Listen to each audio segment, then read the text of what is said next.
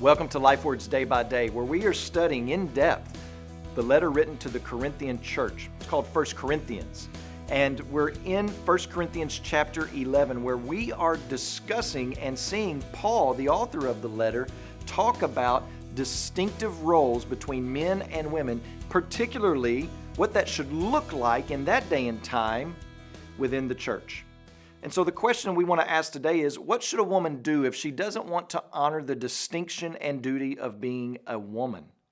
Verse 5 says it this way: every woman who prays or prophesies with her head uncovered dishonors her head, since it's the same as if her head were shaven. For if a wife will not cover her head, then she should cut her hair short. We've already made mention in the past days that a woman in that day and time who had her head shaved was considered an outcast, some type of adulterer. And so hear this: when we talk about a shaved head, we're not talking about some silky, smooth, clean-shaven head. We're talking about someone took whatever knife or blade they could find and chopped off a woman's hair. It was a disgrace.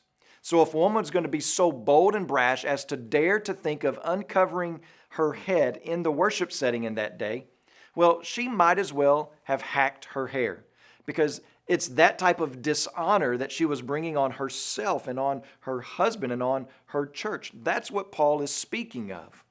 The disgrace of getting this expression wrong was akin to the shame associated with adultery or prostitution. And so this was not a marginal issue. And then Paul ends the section by saying, this is not up for debate. There's no room for argument on this. And as we consider 1 Corinthians chapter 11, we see once again the importance of studying God's Word and walking with Jesus day by day. When you pray today, please remember our Creative Access missionaries in China. And also remember the Kasubi Lifeword broadcast that's heard in Tanzania, Niger, and Congo.